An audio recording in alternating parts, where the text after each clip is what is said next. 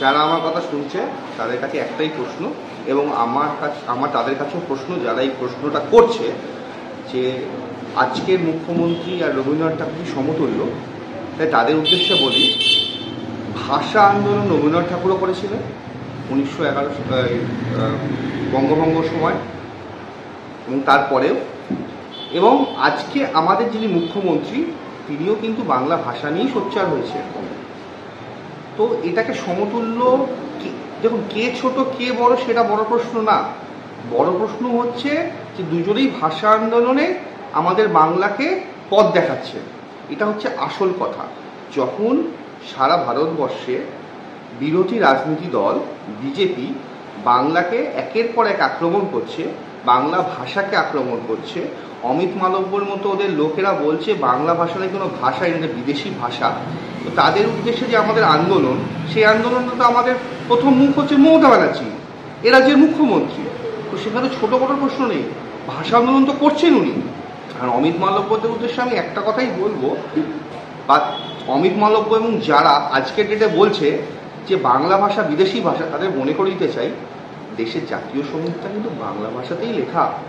তাদের আমি আরেকবার মনে করে দিতে চাই, বঙ্কিমচন্দ্রের যে বন্দে মাতারম, বন্দে মাতারম সুজলাং সুফলাং মলয়জ শীর্ষলাং শস্য শ্যামলাং বন্দে মাতারম, এটাও কিন্তু যিনি লিখেছেন তিনিও কিন্তু বাঙালি। দেশের প্রথম অস্কার যিনি পেয়েছেন তিনি কিন্তু বাঙালি।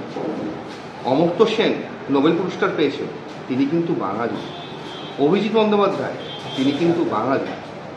আজকে বাংলা দেশের মুখ উজ্জ্বল করেছে, সেই বাংলাকে আজকে আক্রমণ করা হচ্ছে, বাংলা ভাষাকে আক্রমণ করা হচ্ছে। আমি এর আগেও একবার বলেছিলাম যে এটা কিছুই না, বাংলার কৃষ্টি, বাংলার সংস্কৃতি, বাংলার মেধাকে আক্রমণ। 22শে শ্রাবণের দিন আজকে, আজ 22শে শ্রাবণ, রবীন্দ্রনাথ ঠাকুরের জন্য কতটা অসম্মানিত বলে মনে করছো এই বিষয়টাতে? দেখুন, আমি তো প্রথমে একটা কথা বললাম, যে বা যারা বলছে বাংলা ভাষা বিদেশি ভাষা, তারা এটাই জানে না দেশের জাতীয় সঙ্গীতটাই বাংলা ভাষাতে লেখা। এর থেকে বড় রবীন্দ্রনাথ ঠাকুরকে অপমান আর কি হতে পারে? যিনি কবিগুরু, বিশ্বকবি, তাকে অপমান করা হচ্ছে তো। কারণ তিনি তো বাংলায় জন্মগ্রহণ করেছেন, তিনি তো আপাতমস্তক বাঙালি ছিলেন, তিনি বাংলায় লিখেছেন, তিনি বাংলায় লিখে নোবেল পুরস্কার পেয়েছেন। তিনি কোনো হিন্দিতে লিখে নোবেল পুরস্কার পাননি, তিনি কোনো ভোজপুরি ভাষায় লিখে নোবেল পুরস্কার পাননি, তিনি কোনো গুজরাটি ভাষায় লিখে নোবেল পুরস্কার পাননি। আমি কোনো ভাষাকেই ছোট করছি না। দেশের সংবিধানে আমাদের দেশের অনেকগুলো ভাষাকে স্বীকৃতি দেওয়া হয়েছে, তার মধ্যে বাংলা ভাষাও আছে। আজকে যারা বাংলা ভাষাকে অপমান করছে, বাংলা ভাষাকে বিদেশি ভাষা বলছে, তারা আসলে শুধুমাত্র বাংলাকে যে অপমান করছে তা না, তারা দেশের সংবিধানটাকে অপমান করছে। হেমন্ত বিশ্ব শর্মা মন্তব্য করছে সামনে নির্বাচন, বাঙালিদের এনআরসি ভয় দেখাচ্ছে মুখ্যমন্ত্রী। দেখুন, আজকে এনআরসির ভয় দেখানোটা বড় কথা না। আজকে আপনি আমাকে বলুন তো, আসামে এনআরসির নামে 11 লক্ষ, টোটাল 19 লক্ষ, তার মধ্যে 11 লক্ষ হিন্দু বাঙালি ডিটেনশন ক্যাম্পে আছে। তো মানুষ ভয় পাবে না? তা ভয় দেখাতে হচ্ছে না, আমাদের মুখ্যমন্ত্রী ভয় দেখাচ্ছেন না, এনআরসির ভয় বিজেপি দেখাচ্ছে, যার জন্য আজকে আসামের বুকে 11 লক্ষ হিন্দু বাঙালি ডিটেনশন ক্যাম্পে থাকছে। এরপর আপনি কি বলবেন? বিরোধীরা কি বলবে আমাদেরকে? বিরোধীরা, আমি তো দায়িত্ব নিয়ে বলছি, এবারে মিলিয়ে নেবেন, বিজেপিরা 30-এর নিচে 20-র নিচে নেমে যাবে। তারা যে আরম্ভ করেছে তাতে তারা শূন্য না হয়ে যায়। যেহেতু বাংলাতে ওরা জিততে পারছে না, সেই জন্যে আজকে ওরা বাংলাকে অপমান করছে। আপনি আমাকে বলুন তো, এই পশ্চিমবাংলার মধ্যেও তো ইলেকশন হয়, নির্বাচন হয়, সব নির্বাচন কি আমরা জিতি? একদমই না। উত্তরবঙ্গে কি আমাদের খুব ভালো ফল হয়েছিল? হয়নি। পূর্ব মেদিনীপুরে কি আমাদের ভালো ফল হয়েছিল? হয়নি। তা বলে কি আমরা পূর্ববঙ্গের উন্নয়ন, পূর্ব মেদিনীপুরের উন্নয়ন বা উত্তরবঙ্গের উন্নয়ন এগুলো কি বন্ধ করে দিয়েছে? আমি পূর্ববঙ্গটা বলে দিয়েছি, পূর্ব মেদিনীপুর হবে, মানে সরি স্লিপ অফ টাং।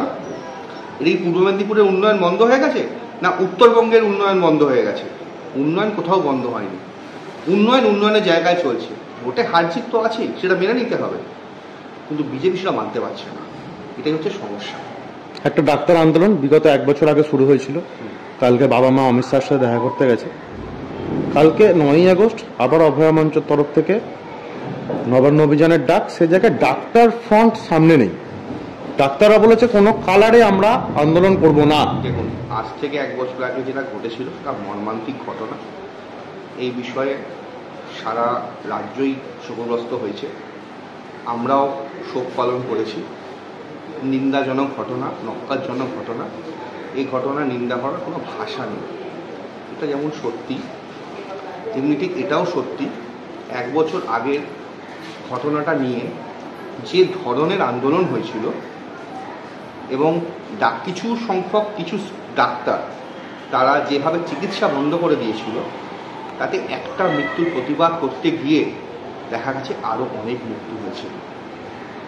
সেই মৃত্যুটা যেমন মর্মান্তিক ছিল, ঠিক সেইভাবে ডাক্তারদের আন্দোলনের জন্য যে মৃত্যুগুলো হয়েছে সেগুলোও কিন্তু মর্মান্তিক। আর আজকে যারা অভয়ার বাবা মাকে নিয়ে নবান্ন অভিযান করতে চলেছে বা শুনছি কিছুদিন বাদে দিল্লি নিয়ে যাবে, তাদেরকে বলি তারা ঘোলা জলে মাছ ধরতে নেমেছে। তারা একটা পরিবারের সেন্টিমেন্ট নিয়ে খেলতে নেমেছে। দেখুন, যে চলে গেছে তাকে তার বাবা মা ফিরে পাবে না। আমরাও চাই যে এই ঘটনাটা ঘটিয়েছে তার নির্মমতম শাস্তি হোক, এই বিষয়ে কোনো সন্দেহ নেই। কিন্তু যারা অভয়ের বাবা মাকে নিয়ে দৌড়চ্ছে তারা কি সেই অপরাধীর শাস্তি দিতে পারবে? দেখেন, তারা অপরাধীর শাস্তির জন্য সোচ্চার হবে, অ্যাকচুয়ালি তা নয়। এরা রাজনীতি করতে নেমেছে, এটাই হচ্ছে আসল। অভয়ের বাবা মাকে সামনে রেখে একদল লোক রাজনীতি করতে নেমেছে। রাহুল সিনহা মন্তব্য করছে এসআইআর এর কাজ শুরু হয়ে গেছে বাংলায়, খুব শিগগিরই তার প্রভাব পড়তে চলেছে। এসআইআর নিয়ে কি বলতে চান? দেখুন, এসআইআর এ কিছু তথ্য দেওয়া আছে, যে কিছু ডকুমেন্টসের কথা বলা আছে, তার মধ্যে একটা হচ্ছে বার্থ সার্টিফিকেট। আমি প্রথম প্রশ্নটা করব, আজ যদি বিজেপি, আমি কাউকে ধরবো না, বিজেপির কেন্দ্রীয় স্বরাষ্ট্রমন্ত্রী আমাদের দিল্লির স্বরাষ্ট্রমন্ত্রী বসে আছে অমিত শাহ, আমি যদি ওনাকে জিজ্ঞেস করি, আচ্ছা অমিতবাবু, আপনার বাবা মায়ের কি বার্থ সার্টিফিকেটটা আছে? আপনি দেখাতে পারবেন? আমাকে এই প্রশ্নের উত্তর দিতে হবে। আজকে যে সমস্ত গরিব মানুষদের কাছে বার্থ সার্টিফিকেট চাওয়া হচ্ছে, একটা সময় তো ধরুন, আজকে থেকে যদি 40 বছর আগেও আপনি ধরেন, বা 45 বছর আগেও আপনি ধরেন, 50 বছর আগেও আপনি ধরেন, অনেকের জন্ম বাড়িতে হতো, সত্যি ঘটনা। তাদের কাছে বার্থ সার্টিফিকেট নেই। এবং এরকমও হয়েছে, অনেকের বার্থ সার্টিফিকেট হয়তো সেই সময় করেছিলেন, কিন্তু পরবর্তীকালে ঘর চেঞ্জ করা হতে পারে, বাড়ি চেঞ্জ করা হতে পারে, বন্যা হতে পারে, কোনো ন্যাচারাল ডিজাস্টার হতে পারে, তার জন্য সেগুলো নষ্ট হয়ে গেছে। আবার বহু পুরনো এতদিনকার কাগজ হয়তো অনেকে হারিয়েও ফেলেছে। এইগুলো চাওয়াটা কি ঠিক হচ্ছে? আজকে আমাদের অমিত শাহ বলুক না যে তার বাবা মায়ের বার্থ সার্টিফিকেট দেখাতে পারবেন কিনা। অমিত মালব্য তো বাংলা ভাষাকে এত গালাগালি করছে, উনি বলুন না ওনার বাবা মায়ের বার্থ সার্টিফিকেট দেখাতে পারবেন তো? তারপর আমরা আমাদের বার্থ সার্টিফিকেট দেখাবো, আগে ওনারা দেখান। বাংলার বিভিন্ন দিকে 26-এ নির্বাচনের আগে তৃণমূল কর্মীরা আক্রান্ত হচ্ছে হিন্দি ভাষী মানুষদের হাতে। দেখুন, এই পশ্চিমবঙ্গ বরাবরই খুব লিবারাল। আমরা মনে করি ভারতবর্ষের যে কোনো প্রান্তেরই মানুষ হোক না কেন, সে যদি ভারতীয় হয়, তার এই জমিতে বাস করার অধিকার আছে, তার এই জমিতে থাকার অধিকার আছে, কারণ আমরা খুব লিবারাল।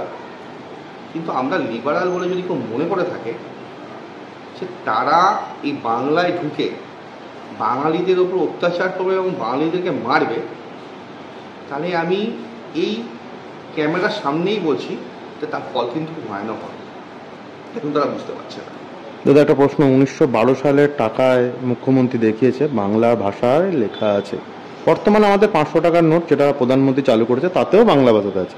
তাহলে কি আবারও কারেন্সি চেঞ্জ হওয়ার দিকে একটা আশা করা যাবে নাকি কিছু? আমি প্রথমে একটা কথা বলেছিলাম, আমাদের দেশ যখন স্বাধীন হয়েছিল না 1947 সালে 1947, তারপরে আমাদের যে সংবিধানটা লেখা হয়েছিল তাতে ভারতবর্ষের বিভিন্ন প্রদেশের ভাষাগুলোকে মর্যাদা দেওয়া হয়েছিল, তার মধ্যে বাংলা ভাষাও একটা। আজকে কেউ যদি মনে করে বাংলা ভাষাকে অপমান করবে, টাকাতে যে বাংলা ভাষায় লেখাটা আছে সেটা তারা তুলে দেবে, তাহলে তারা বাংলা ভাষাকে শুধু অপমান করছে না, তারা দেশের সংবিধানকে অপমান করছে। বাঙালিকে আবার হয়রানি হবে কারেন্সি চেঞ্জের নামে। দেখুন, এটা তাদের শুধু বাঙালি হয়রানি হবে না, কারেন্সি চেঞ্জ করতে সারা ভারতবর্ষেরও হয়রানি হবে। এবং আমি এটা মনে করিতে চাই এটাই হয়তো বিজেপির শেষ টার্ম হতে চলেছে। যদি ওরা এরকম পাগলামো করে, এমনি তো বিজেপি পাগলামোর জন্য মানুষ ক্ষেপে আছে।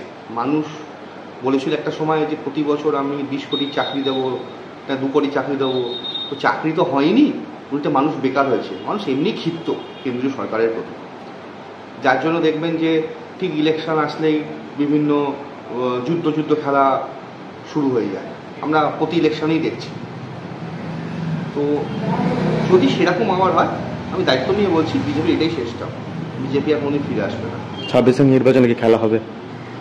এবং খেলা তো হবেই, কারণ আমরা তো খেলতেই নেমেছি। আমরা কেন, সবাই খেলতে নেমেছে। কিন্তু একটা কথা আমি বলছি, তৃণমূলের ছেলেরা, তৃণমূলের কর্মীরা, তৃণমূলের সৈনিকরা, মামাটি মানুষের সৈনিকরা যেভাবে 24x7, 24x7 মানুষের পাশে দাঁড়িয়ে মানুষকে সার্ভ করছে, তাতে এরকম না হয়ে যায় 294 তৃণমূল।